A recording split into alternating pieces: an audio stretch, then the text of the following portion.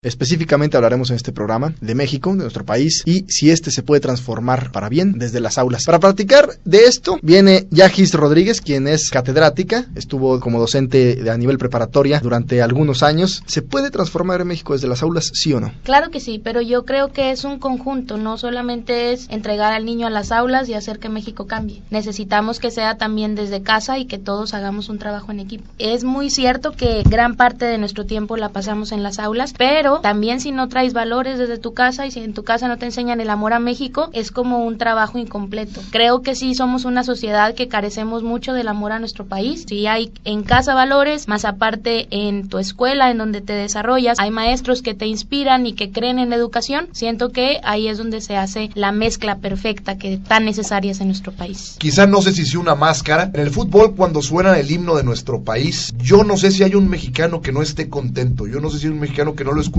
con amor, con fervor. En este sentido, amor no es lo mismo que orgullo. Creo que no, creo que ahí está el problema en nuestro país, porque solamente cuando estamos en un partido de fútbol, si es que México gana, estamos sumamente orgullosos, pero si México va perdiendo, somos los mismos de siempre, está pasando lo mismo con nuestro país. El confundir eso, precisamente, el amor con el orgullo te ciega, pero el amor también te hace ser celoso con tu país, querer a tu país y sobre todo defenderlo. Siento que el problema de nosotros es que defendemos a México en el extranjero, pero dentro de nuestro país estamos sumamente avergonzados. O lo escuchas en las aulas, en los jóvenes, hablar de un país en el que no se sienten a gusto o que están buscando el trampolín para irse a otro lugar. Desde las aulas se puede inspirar. ¿Qué tan importante es la inspiración? No hay materia difícil si no hay maestro que no la inspire. Si un maestro llega y la materia no le gusta, en automático lo pasa a los alumnos. Y esa materia que a lo mejor pudo ser fascinante, se convierte en una materia que es de relleno o en una materia que simplemente no les interesa. La inspiración parte del maestro, pero se contagia a todo el aula. Si tú al alumno solamente le das el libro y le dices lee de la página 73 y haz un resumen, es cuando las materias que siento que son importantes se convierten en materias de flojera para los alumnos. Nos enseñan a machetear, somos una sociedad que estamos acostumbrados a tragar el conocimiento, vomitarlo en el examen y olvidarlo. Sí. Como maestro debes de entender que no estamos viviendo en la educación que nosotros tuvimos. Yo recuerdo mucho a mis maestros excelentes, pero maestros de cátedra. Ahora el alumno tiene todo en su celular. Creo que lo debemos de ver como una herramienta y no como un enemigo, pero también creo que nos ha tocado ese cambio que ya no es el libro de texto en el cual el alumno machetea, sino es llevar a que no tengamos esa bulimia de conocimiento. Lamentablemente la educación se nos ha vendido como algo que es obligatorio, hasta en la Constitución lo dice. Entonces, cuando lo ves como algo obligatorio, lleva una connotación negativa. Parte el queso con lo mejor de la música. José Eduardo Higa te da la recomendación de esta semana.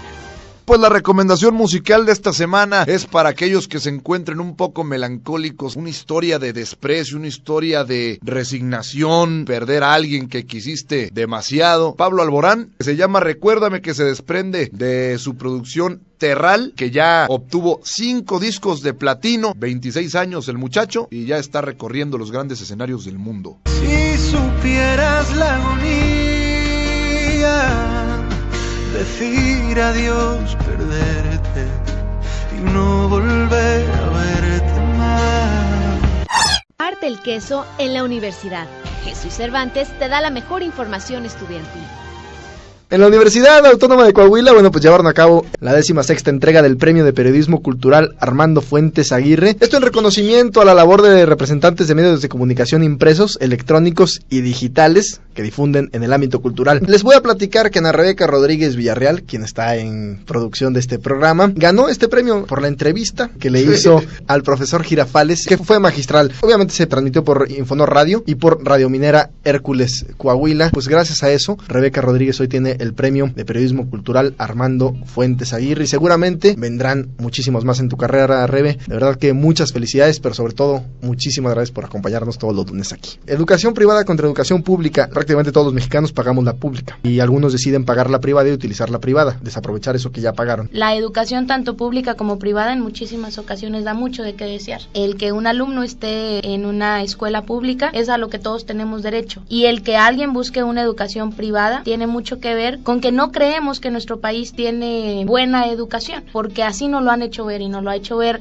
la historia, ¿no? Hay alumnos muy buenos que estudiaron toda su vida en una escuela pública, como hay alumnos excelentes que estudiaron en una escuela privada. Creo que va más el enfoque con los papás. Creen más que un alumno va a salir mejor preparado, con mejores oportunidades de trabajo y un mejor futuro si estudia en una privada. Y la diferencia radica en que en una escuela privada no hay sindicato. Cuando el sindicato se convierte en el tema político más importante de nuestro país, en el cual si no está involucrado los maestros, pierdes las elecciones. Así de sencillo. Entonces, cuando estás en una escuela privada, pues no hay ese sindicato como tal. La exigencia es el triple. No estás ahí por favores, sino realmente porque te esfuerzas y presentas exámenes y te tienes que capacitar y todo el tiempo te están exigiendo, te pudieran exigir. Ya como hemos visto, acaban de poner lo de los exámenes y pues ya vimos cómo nos fue, ¿no? Quisiera saber, en los países desarrollados, si hay similitudes en la educación privada. En los extranjeros, estudiar en una escuela pública tiene el mismo peso que tiene estudiar en una escuela privada. El problema en nuestro país radica en que es un tema político, y mientras sea un tema político, los recursos realmente en lo que más se van nuestros impuestos es en educación. Y si nosotros vemos las aulas y vas y a lo mejor tienes una telesecundaria pero no hay luz en donde está la telesecundaria, siento que desde ahí estamos mal. 8.7 años es lo que tenemos de educación en nuestro país. Con un país que solamente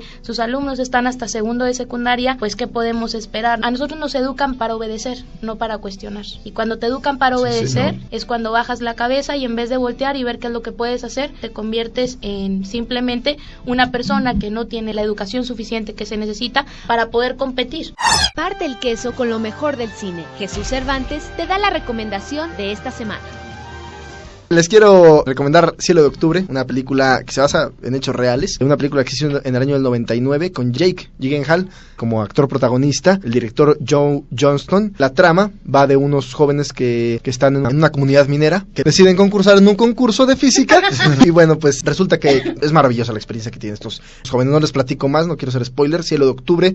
Por ejemplo, aquí en México ponemos exámenes de opción múltiple, ¿no? A ver, ¿cuándo se independizó México de España? 1910, 1810, 1821. Tienes que completar, ¿no? Esta cultura del macheteo. Y pues me han platicado, por ejemplo, que en Japón plantean la misma pregunta, pero ¿por qué crees tú que se independizó? Pones a pensar a los niños, ¿no? A desarrollar una teoría. Nos venden que una respuesta es buena, cuando realmente puede ser que no lo sea, ¿eh? Nos podemos inspirar en muchísimos países. También podemos ir a Finlandia y ver cómo ha cambiado la educación, y después de un estudio psicológico que se hizo, se dieron cuenta de que la educación empieza de los 0 a los 7 años, y entonces ahora las personas que tenían y los profesores que tenían un doctorado enseñaban en los primeros años de los niños. La diferencia es que nosotros en nuestro país el doctor enseña en el doctorado. Se nos ha vendido la idea de que por medio del macheteo es como vamos a aprender, y el macheteo no te lleva a aprender, te lleva a olvidar, y por eso nuestro país olvida tan fácil lo que pasa. No me refiero solo en el tema de la historia, sino en general. Si le preguntas a un alumno de algo que vio el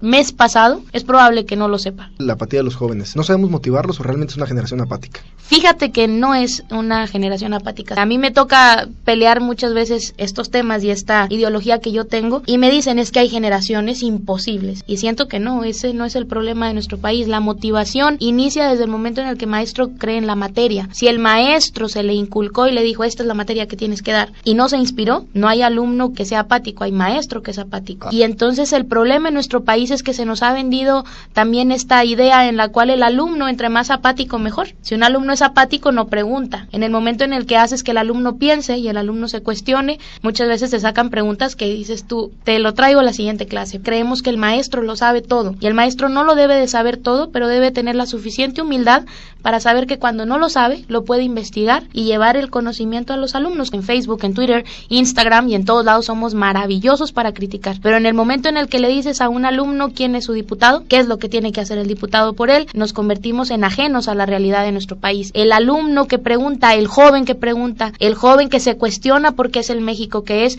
el joven que no sirve para el sistema en el que vivimos. Llegar al salón de clases y ver a mi maestro inspirado me llevaba a tratar de hacer lo mejor de mí. Y siento que el problema también que tenemos como maestros es que demeritamos también a los alumnos. A un alumno lo puedes etiquetar y cambiar su vida en un día.